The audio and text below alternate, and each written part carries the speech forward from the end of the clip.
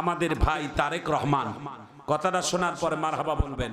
তিনি একটা বক্তৃতায় বলেছেন কি জানেন, আগামী ফেব্রুয়ারির 12 তারিখ জাতীয় ইলেকশন হবে, আর সেই ভোটের ময়দানে আপনারা তাহাজ্জুদের নামাজ পড়ে ফজরের নামাজ যাইয়া ভোট কেন্দ্রের আশেপাশে মসজিদে পড়বেন।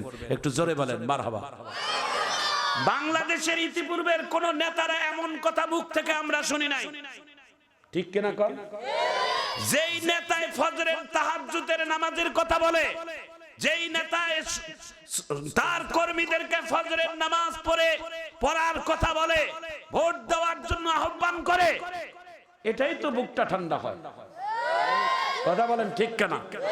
প্রিয় ভাইয়েরা আমার, বন্ধুরা আমার, বাংলায় একটা প্রবাদ আছে, গাছ ভালো হলে ফল ভালো হয়, বীজ ভালো হলে ফসল ভালো হয়, উস্তাদ ভালো হলে ছাত্র ভালো হয়, পীর ভালো হলে মুরিদ ভালো হয়, বাবা মা ভালো হলে সন্তান ভালো হয়, সরকার ভালো হলে দেশের জনগণ ভালো হয়। কথা বলেন ঠিক কিনা? আগামীর দেশ যাদের হাতে যাক, আল্লাহ জামাতের কাছেই যাক আর বিএনপির কাছে যাক, আমরা জানি না কার হাতে যাবে, তবে হাড্ডাহাড্ডি লড়াই হবে। আমরা ইতিপূর্বে ভোট একতরফা দেখছি, আমার ভোট দিতে গিয়ে দেখি আর একজনে দিয়ে দিছি। কমপক্ষে এটা যেন না হয়, জনগণের অধিকার সবাই যেন রক্ষা করতে পারে। আল্লাহ যেই জিতুক না কেন, আমরা একটাই দোয়া করব, আল্লাহ এমন একটা নেতার হাতে আমাদের দেশটা তুলে দিবেন, তিনি যেন হযরত উমরের মতো চরিত্রবান হন। কারা কারা একমত? হাত তুলে আল্লাহু আকবার বলে দেখান। একটু জোরে বলেন আল্লাহু আকবার বলেন। একটু হযরত উমরের কথা কেন বললাম, এই কথাটা আমি এখন 2 মিনিটে বলবো, একটু চিৎকার দিয়ে আল্লাহু আকবার বলেন। জোরে বলেন আল্লাহু আকবার। আমার যুবক ভাইয়েরা, 5টা মিনিট। আমার পর্দার আড়ালের মা ও বোনেরা, আমার কমিটির ভাইয়েরা, আমার মুরব্বী বাবারা, হযরত উমরের নাম কেন বললাম, এই কথাটা আমি 2-3 মিনিট 5 মিনিটে বলে দেই। হযরতে উমর রাদিয়াল্লাহু তাআলা আন কেমন একজন শাসক ছিলেন, রাষ্ট্রপ্রধান তিনি কেমন ছিলেন, এই কথাটা বলে দেই। আমার দিকে তাকান। হযরতে উমর রাত্রের বেলা দারওয়ানের পোশাক পরে নিজের দেশ পাহারা দিচ্ছে। মারহাবা কর। একা একা পাহারা দেয়। হযরতে উমর একদিন গভীর রজনীতে মরুভূমি দিয়ে হাঁটে, একটা জঙ্গলের পাশে হঠাৎ করে 2টা বাচ্চার কান্নার আওয়াজ হযরত উমরের কানে আসে।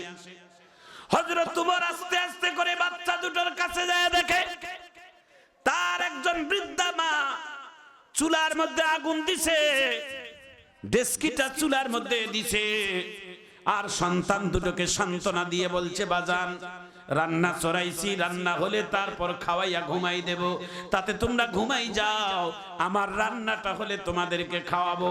কিন্তু হযরত উমর অনেকক্ষণ যাবত অপেক্ষা করলেন, রান্না হয় না, আর বাচ্চাগুলোর কান্নাও বন্ধ হয় না। হযরত উমর নিজের পরিচয়টাকে গোপন রেখে ওই মহিলাটার সামনে যায় বলে, আম্মা এতক্ষণ রান্না হতে লাগে, একটু দেখি তো কি রান্না চড়াইছেন। ডেস্কির ঢাকনাটা উঠে দেখে ডেস্কির ভিতরে পানি দিয়ে গরম করতেছে, তবে পানির ভিতরে, ডেস্কির ভিতরে শুধু কয়েকটা পাথরের টুকরা, আর কোনো খাবার নাই, চাউলও নাই, আটাও নাই। হযরত উমর ডাক দিয়ে বলে, মা, নিজের পেটের সন্তানকে আপনি ধোঁকা দিচ্ছেন কেন? মায়ের চোখ থেকে পানি পড়তেছে আর বলতেছে, বাজান কি করব, ঘরে খাবার নাই, এই জন্য সন্তানদেরকে সান্ত্বনা দিয়ে ঘুমানোর চেষ্টা করতেছি। হযরত উমর আর নিজের চোখের পানি আটকাইতে পারে নাই, নিজের চোখের পানি মুছে ডাকতে পারে, মা আপনি চুলা বন্ধ করিয়েন না, আপনি একটু চুলার আগুন জ্বালাইতে থাকেন, দেখি আপনার জন্য কোনো খাবারের বন্দোবস্ত করতে পারি কিনা। হযরত উমর নিজে পরিচয়টাকে গোপন রেখে চলে গেলেন বাইতুল ফান্ডের গোডাউনের কাছে। বাইতুল ফান্ডের গোডাউনের জিম্মাদারের নাম ছিলেন আসলাম। আসলাম নামের লোকটাকে ডাক দিয়ে বলে, আসলাম বাইতুল ফান্ডের দরজা খুলে দাও। দরজা খুলে দিয়ে আসলামকে ডাক দিয়ে বলে, এখান থেকে একটা আটার বস্তা আমি উমরের মাথায় তুলে দাও। আসলাম ডাক দিয়ে বলে, আমিরুল মুমিনিন, আপনি হলেন এদেশের গভর্নর, এদেশের রাষ্ট্রনায়ক, আপনার মাথায় আটার বস্তা মানায় না। আপনি এদেশের অর্ধপৃথিবীর প্রেসিডেন্ট, আপনি আটার বস্তা নিবেন, এটা মানায় না। আর এটা যদি কেউ দেখে তাহলে আমার চাকরিও থাকবে না। একটু দয়া করে বলেন কোন জায়গায় পৌঁছাই দিতে হবে, আমি নিজেই যাইয়া পৌঁছাইয়া দেই। আপনার মতো একজন সরকারকে, আমিরকে আমি আটার বস্তা মাথায় উঠাইতে উঠতে দেব না। আমিরুল মুমিনিন ডাক দিয়া বলে, আসলাম রে, এটা আমার মামলা, আমাকে বহন করতে দাও, তুমি পাহারা থাকো, আমি যেখানে ইচ্ছা সেখানে নিয়ে যাই। একটু চিৎকার দিয়ে জোরে বলা যায় না আল্লাহু আকবার। অর্ধ পৃথিবীর প্রেসিডেন্টের মাথায় একজন আটার বস্তা,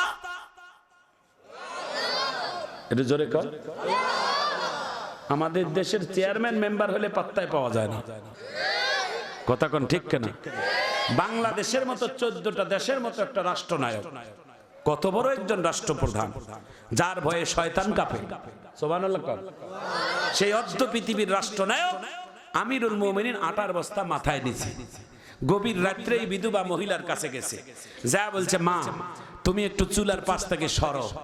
নিজের হাতে আটাটা গলাইছে, রুটি বানাইয়া 3টা রুটি বানাইয়া জলদি করে বুড়িমাকে দিছে, তার সন্তান 2টাকে দিয়ে বলছে, আগে খান তারপরে কথা হবে। খাইয়া আটার বস্তাটা বান্ধিয়ে মহিলাটাকে ডাক দিয়ে বলে, আম্মা এই আটাটা রেখে দিয়ে গেলাম, এই আটা শেষ না হওয়ার আগে আরেকটা আটার বস্তা আসবে, আপনি দোয়া করেন। মহিলাটা ডাক দিয়ে বলে, বাজান তুমি থাকা অবস্থায় একটা দোয়া করি। মহিলাটার সামনে, আমিরুল মুমিনিনের সামনে মহিলাটা দোয়া করছে। দোয়ার সাইজ কেমন জানেন? এবার শোনার পরে আল্লাহু আকবার বলবেন। মহিলাটা দোয়া করছে, আল্লাহ আল্লাহ, আমি শুনছি খাত্তাবের ছেলে উমর নাকি এদেশের রাষ্ট্রনায়ক, তো উমর রাষ্ট্রনায়ক না হয়ে যদি এই ছেলেটা রাষ্ট্রনায়ক হতো তাহলে আমার দেশটা কত দামি হয়ে যেত। এই বুড়ি জানে না এই ছেলেটাই খাত্তাবের ছেলে উমর। এটা জোরে কর আল্লাহু আকবার। উমর ডাক দিয়ে বলে, ঠিক আছে মা, আমি গেলাম। পরের দিন সকালবেলা হযরতে উমরে ওই মহিলার নামে একটা চিঠি লিখছে, তলব করছে মহিলাটাকে ডাক দাও। সুবহানাল্লাহ। মহিলাটা যখন এর তলব পাইছে, আমিরুল মুমিনিন ডাকছে, মহিলা মনে মনে ভয় পাইছে। গত রাত্রের ছেলেটা, এই ছেলেটার সামনে দোয়া করছি উমরের বিরুদ্ধে, এই ছেলেটা মনে হয় যাইয়া উমরকে লাগাই দিছে, আর উমর আমাকে তলব করছে, আমার তো মৃত্যুদণ্ড হবেই। যাক যাই, যাইয়া দেখছে উমরে চেয়ারের দিকে এক উল্টা দিকে বসে আল্লাহর নামে জিকির করে। মহিলা যখন হাজির হইছে, হযরত উমর মুখটা ঘুরাই দিয়ে যখন এই মহিলাটার দিকে তাকাইছে, মহিলা একবার আকাশের দিকে তাকায় আর একবার উমরের দিকে তাকায়, তাকাইয়া বলে, তুমি গতকালকের ছেলেটা না, যেই ছেলেটা নিজেই মাথার মধ্যে আটার বস্তা নিয়া গলিয়া 3টা রুটি বানাইয়া আমাকে আমার সন্তানকে খাওয়াই দিলা, আজকে সেই জায়গায় চেয়ারে বসে তুমি মসনদে বসে আছো, তুমি কি সেই গতকালকের ছেলে? কয় হ্যাঁ। কয় তোমার নাম কি উমর? কয় হ্যাঁ। তাহলে তো গতকালকের দোয়াটা তো তোমার জন্য করছি। এটা জোরে কোন আল্লাহু আকবার। আমিরুল মুমিনিন ডাক দিয়ে বলে, মা গত রাত্রের ছেলেটা আমি উমর, আমার জন্যই তুমি দোয়া করছো, তাহলে তো ভালোই হলো। কয় না মা, ভালো হয় নাই। বলে কেন? বলে আমি এই যে মাথার একটা রুমাল, এই রুমালটার কোনা একটা আমি গলার মধ্যে পেঁচাই বাঁধলাম, আর একটা কোণ আপনার হাতে দিলাম, আপনি আমাকে টেনে টেনে গোটা মক্কা মদিনায় মানুষের সামনে বেজ্জত করান, আপনি আমাকে বেজ্জত করাবেন মা, তবুও কিয়ামতের ময়দানে আপনি 3 দিন না খেয়েছিলেন, এই বিচার আল্লাহর আদালতে দিবেন না, যদি দেন তাহলে উমরকে আমাকে আল্লাহর আদালতে দাঁড় হতে হবে, এই জন্য আমি তোমার কাছে মাপ নেওয়ার জন্য ডাকলাম। মহিলা ডাক দিয়ে বলে, বাজার আল্লাহ জাতিও না বাজার, তুমি সেই আমিরুল মুমিনিন নিজের মাথায় বহন করে আটার বস্তা নিয়ে নিজের হাতে রুটি বানাইয়া আমাদেরকে খাওয়াই দিয়ে আসছো, এটাই তো আমাদের কাছে বড় পাওয়া। চিৎকার দিয়ে জোরে বলুন ঠিক কিনা? বাংলাদেশে আগামী দেশ যাদের হাতেই যাবে, হযরত উমরের মতো না হলেও হযরত উমরের মতো যেন নীতিবান নেতা বাংলার জমিনে আমরা পাই।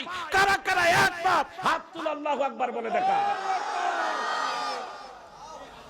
জোরে কন, আরো জোরে কন, আরো জোরে বলেন। তারেক রহমান ভাই আপনার জন্য আমরা প্রাণ ভরা দোয়া করি। আপনি আপনার যোগ্য মায়ের সন্তান, যোগ্য পিতার সন্তান। আপনার বাবার নাম হচ্ছেন শহীদ জিয়াউর রহমান। আপনার বাবা বাংলাদেশের সংবিধানে বিসমিল্লাহর সংবিধান প্রথম চালু করেছে। আপনার মরহুম পিতা শহীদ জিয়াউর রহমান বাংলার জমিন থেকে নিম গাছের তারা আর বাংলার জমিন থেকে কিছু মাটি নিয়ে পৃথিবীর সর্বশ্রেষ্ঠ দামি জায়গা এই তায়েফ আরাফার ময়দান, সেখানে নিয়ে যাই আপনার বাবা নিম গাছের চারা লাগাইছে। আপনার বাবা বাংলা, আপনার মা তিনবারের সাবেক প্রধানমন্ত্রী বেগম জিয়া বাংলার জমিনে শাসনে ছিল। বাংলাদেশের কোন উলামা কেরামদের অপমান অপদস্থ কোনোদিন হইতে দেয় নাই এবং নিজেও করে নাই। সুতরাং আপনার জন্য আমাদের শুভ কামনা রইল। আপনি কোন কারণে আলেম ওলামাদেরকে গালি দিবেন না, আলেম ওলামাদের সাথে খারাপ আচরণ করবেন না। বাংলাদেশে আলেম ওলামারা হচ্ছেন সকল মানুষের মাথার তাজ। জোরে বলুন ঠিক কিনা? আপনার কাছে আমার এটাই আরজি, ওলামায়ে কেরাম আপনার জন্য দোয়া করি। একটু জোরে জোরে কেন আমিন। লোকে মুখে শুনি একটা কুড়িয়ে পেলে দুইটা দিতে হয়। এক কথায় কোরআন হাদিস ব্যাখ্যা জানতে চাই।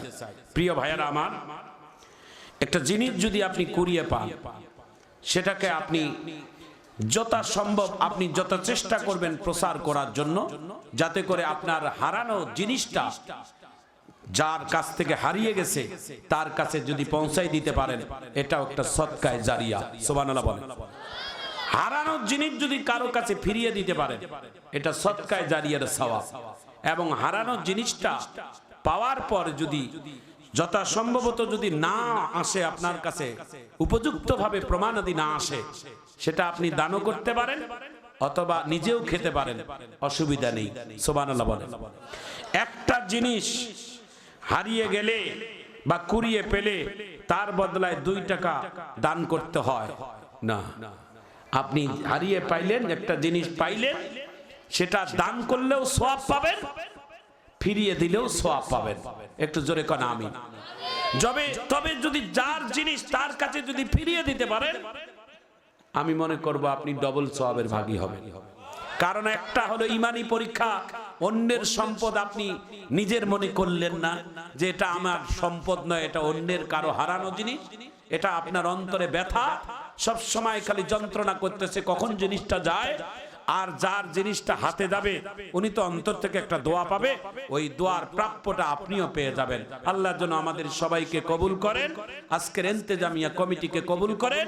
সবাই সুস্থ সুন্দর থাকবেন, আমাদের জন্য